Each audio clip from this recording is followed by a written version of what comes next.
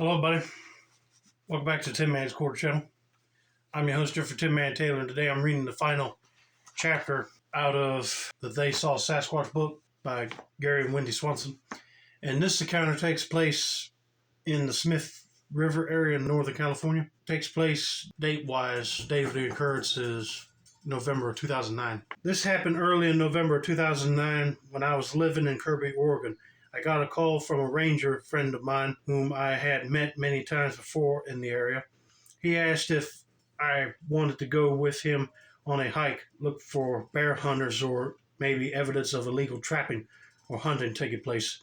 I gladly accepted, as I am always ready to support our law enforcement officers. You got that right. If the law enforcement officers know you and ask if you want to help them look for poachers, you can't pass that up. We crossed at Patrick Creek and headed south. Since he knew about my searches for the elusive Sasquatch, all I heard for an hour and 45 minutes was, "How long has it been in these forests and there is no such thing as Bigfoot? It was just in my imagination." Oh boy, now you got to be working with someone that don't even believe in Bigfoot. Well, I guarantee you that if they're in the woods long enough, they might see one.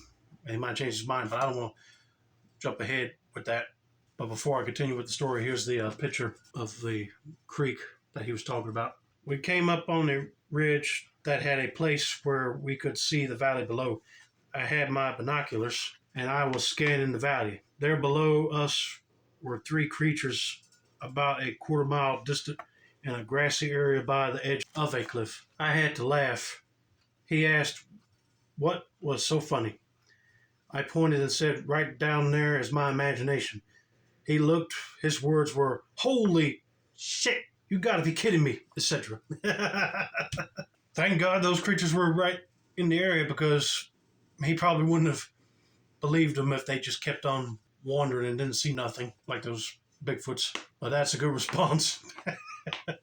If nobody hasn't seen one before, they'll be terrified, that's for sure. The male stood erect facing us as if he could see us. The female had breasts and was doing something in the grass with a much smaller creature. The big guy stood still. We watched him for at least 10 minutes. Then the big guy, my rough guess, he was about 8 feet tall, did something with his right hand.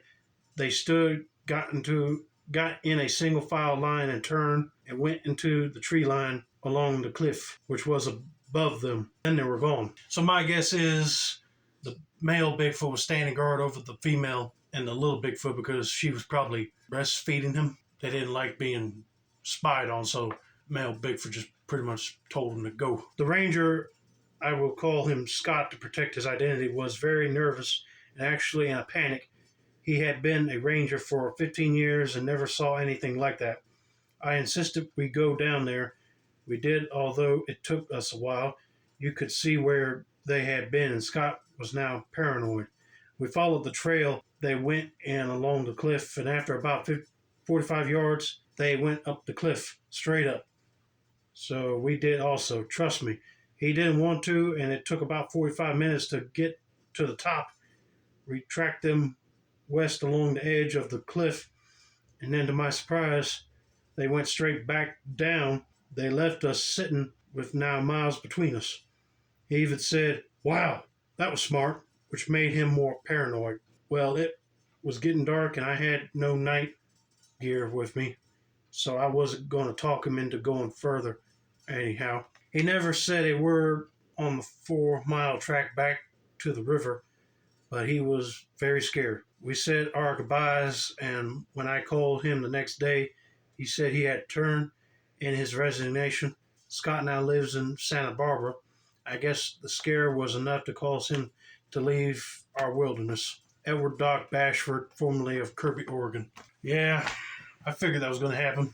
That guy didn't want to stay park ranger for long after seeing those creatures, because he definitely did not want to run in with them again, or any other ones like him, and be on the losing end. They started to chase him. But anyway, I hope you guys enjoyed this video. Don't forget to like, subscribe, turn on post notifications for more book reading content like this. This has been another successful installment of the Tin Man's Quarter Channel. I'm your host, Jeffrey Tin Man Taylor, and that's a wrap, and have a nice day.